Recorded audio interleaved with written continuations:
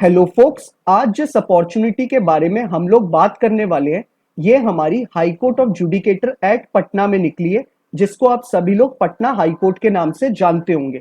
इस पूरी अपॉर्चुनिटी की डिटेल्स देने से पहले मैं आपको एक इंपॉर्टेंट इंफॉर्मेशन वीडियो की स्टार्टिंग में देना चाहता हूँ। इस अपॉर्चुनिटी का पार्ट कोई भी एलएलबी ग्रेजुएट के साथ साथ जिस भी बच्चे ने ग्रेजुएशन कर ली है, इररिस्पेक्टिव उसने बीकॉम करी है या फिर बीएससी करी है या बीसीए करी है, अगर वो एक ग्रेजुएट है फ्रॉम अ रिकॉग्नाइज्ड यूनिवर्सिटी तो वो इस फॉर्म को फिलअप कर सकता है। अब काफी बच्चे बोलेंगे कि आप ऐसी अपॉर्चुनिटी क्यों शेयर कर रहे हैं जो एलएलबी ग्रेजुएट के साथ साथ काफी और कोर्सेज के बच्चों के लिए भी है। रीजन बीइंग मैं इसलिए ये अपॉर्चुनिटी शेयर कर रहा हूं क्योंकि ये अपॉर्चुनिटी राजस्थान हाई कोर्ट में भी निकलती है राजस्थान में, लेकिन ये सिर्फ एलएलबी ग्रेजुएट्स के लिए निकलती है। लेकिन पटना हाई कोर्ट में ये सारे ग्रेजुएट्स के लिए निकली है क्योंकि हम सब लोग जो हमारे लीगल फर्टिनिटी से हैं वो एट लास्ट कोर्ट के काम में ही इंडल्ज होना चाहते हैं। तो इसलिए ये एक मेजर रीजन था कि मैंने सोचा मैं इस अपॉर्चुनिटी को शेयर करना चाहिए आप लोगों के साथ, और मैं कर रहा हूं। इस पूरी डिटेल्स को देने से पहले एक इंपॉर्टेंट इंफॉर्मेशन मैं और देना चाहता हूं। जो भी बच्चा लॉ स्टूडेंट है, लॉ ग्रेजुएट हो चुका है या फिर प्रैक्टिसिंग एडवोकेट है ऑल ओवर इंडिया के किसी भी कोर्ट में, अगर वो चाहता है कि लीगल फर्टिनिटी के रिगार्डिंग कोई भी वैकेंसी निकले ऑल ओवर इंडिया में, चाहे वो आपकी इंटर्नशिप की वैकेंसी हो, जुडिशरी की वैकेंसी हो, पब्लिक सेक्टर अंडरटेकिंग की वैकेंसी हो या फिर बैंक की वैकेंसी हो या फिर इम्पैनलमेंट होने की वैकेंसी हो जो हमारे प्रैक्टिसिंग एडवोकेट्स के लिए निकलती है, कोई भी वैकेंसी लीगल फर्टिनिटी के लिए इंडिया में निकलेगी तो आपको इस चैनल पे जरूर उसके बारे में अपडेट मिल जाएंगे, ताकि आप उस पूरे रिक्रूटमेंट प्रोसेस टाइमली पार्ट बन पाए और जल्दी से जल्दी एक अच्छी अपॉर्चुनिटी को ग्रैब कर पाए। अब हम इस पूरे डिटेल्ड एडवर्टाइजमेंट के बारे में बात कर लेते हैं। आपका इस फॉर्म का रजिस्ट्रेशन 28 ऑफ अगस्त 2023 से चालू होगा, जो कि हमारा आज ही का दिन है।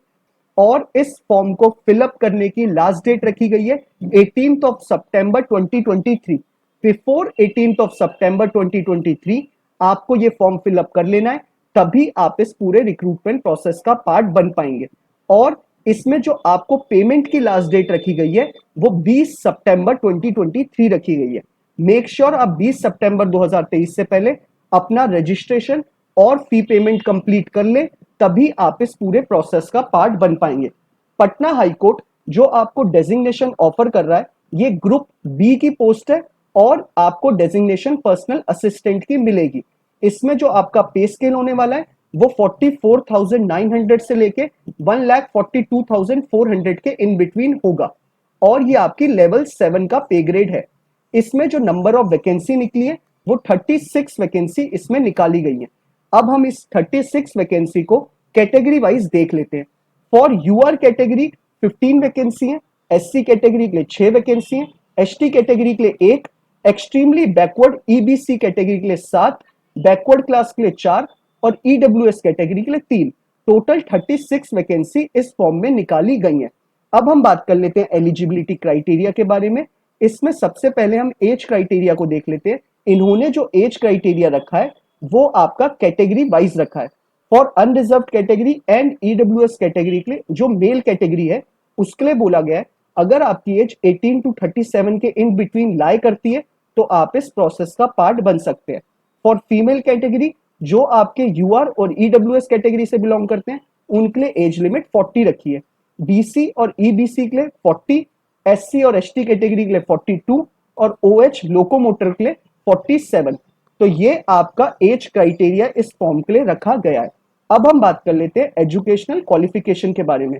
जैसा मैं आपको बता चुका हूं, कोई भी डिसिप्लिन से अगर आपने ग्रेजुएशन कंप्लीट कर रखी है, चाहे आपने एलएलबी करी है, चाहे आपने बीकॉम करा है, चाहे आपने बीएससी करी है या चाहे आपने बीसीए करा है, अगर आप ग्रेजुएट हैं फ्रॉम अ रिकॉग्नाइज्ड यूनिवर्सिटी तो आप इस प्रोसेस का पार्ट बन सकते हैं। साथ ही साथ इन्होंने बोला है आपके पास एक रिकॉग्नाइज्ड इंस्टीट्यूशन से शॉर्ट हैंड इंग्लिश का आपके पास सर्टिफिकेट होना चाहिए, और साथ ही साथ आपके पास एक रिकॉग्नाइज्ड सर्टिफिकेट या फिर डिप्लोमा होना चाहिए 6 महीने का कंप्यूटर एप्लीकेशन में, और आपको शॉर्ट हैंड कंप्यूटर टाइपिंग आनी चाहिए। उसके लिए भी ये लोग आखिर में उसका आपका टेस्ट लेंगे।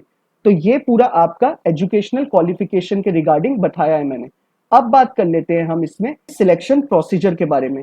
इसमें आपका प्रीलिम्स का एग्जाम होगा, जिसमें आपके 3 पार्ट रखे गए हैं, पार्ट ए, पार्ट बी और पार्ट सी।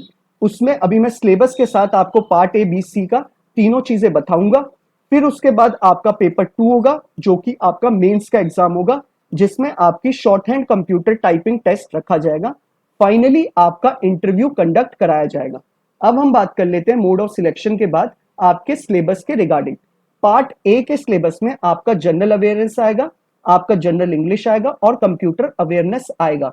ये तीनों जो आपके टोटल मार्क्स के आएंगे 50 नंबर का, ये आपका टोटल एग्जाम कंडक्ट होगा पार्ट ए का। मिनिमम क्वालिफाइंग मार्क्स इसमें 20 रखे गए हैं, तो मिनिमम आपको 20 स्कोर करने ही करने हैं। मेक श्योर आप ज्यादा से ज्यादा स्कोर करें, तभी आप इसका पार्ट बन पाएंगे और सिलेक्ट हो पाएंगे। रीजन बीइंग 36 वैकेंसी तो है, लेकिन नंबर ऑफ एप्लीकेंट्स बहुत ज्यादा होने वाले हैं, क्योंकि ये हर डिसिप्लिन के लिए फॉर्म रखा गया है। ड्यूरेशन इसमें आपका आधा घंटा आपको दिया जाएगा। पार्ट बी में आपका कंप्यूटर की टाइपिंग होगी। पार्ट बी में आपकी कंप्यूटर टाइपिंग टेस्ट होगा, जिसमें आपको 40 वर्ड्स पर मिनट लिखना होगा। इसमें आपका 10 मिनट का ये आपका एग्जाम कंडक्ट कराया जाएगा और आपको इसमें क्वालिफाइंग मार्क्स 90 लाने हैं आउट ऑफ 100। 90 मार्क्स आपको इसमें स्कोर करने हैं। पार्ट सी आपका short hand computer typing test होगा, जिसमें आपका 15 मिनट्स का ड्यूरेशन होगा और इसमें मिनिमम क्वालिफाइंग आपको 50 लाने हैं आउट ऑफ 100। तो टोटल आपका 250 नंबर का प्रीलिम्स होगा और इसमें आपको 55 मिनट्स दिए जाएंगे। तो आपको इसमें ज्यादा से ज्यादा स्कोर करने हैं। सेकंड जो आपका मेंस का एग्जाम है, वो आपका short hand computer typing test होगा, जिसमें आपके 34 मिनट्स आपको दिए जाएंगे और आपको मिनिमम 85 नंबर स्कोर करने हैं आउट ऑफ 100। फाइनली आपका इंटरव्यू कंडक्ट कराया जाएगा, जिसमें आपको 3 नंबर मिनिमम स्कोर करने हैं आउट ऑफ 100। ये आपका पूरा सिलेक्शन प्रोसीजर है। बाकी आपको सिलेबस के रिगार्डिंग मैंने ये पीडीएफ नीचे डिस्क्रिप्शन बॉक्स में दे रखी है। आप चाहे तो खुद से इसे डाउनलोड कर सकते हैं या फिर वहीं स्क्रॉल डाउन करके पढ़ सकते हैं। ये आपकी चॉइस है कि आप क्या करना चाहते हैं। बाकी अगर आप इस फॉर्म को फिलअप करना चाहते हैं, तो आपको जो सेकंड लिंक है अवेलेबल नीचे डिस्क्रिप्शन बॉक्स में, आप उस पर क्लिक करेंगे तो डायरेक्टली आप पटना हाईकोर्ट की ऑफिशियल वेबसाइट पे चले जाएंगे, जहां पर आपको इंटरफेस खुल जाएगा ये फॉर्म फिलअप करने का।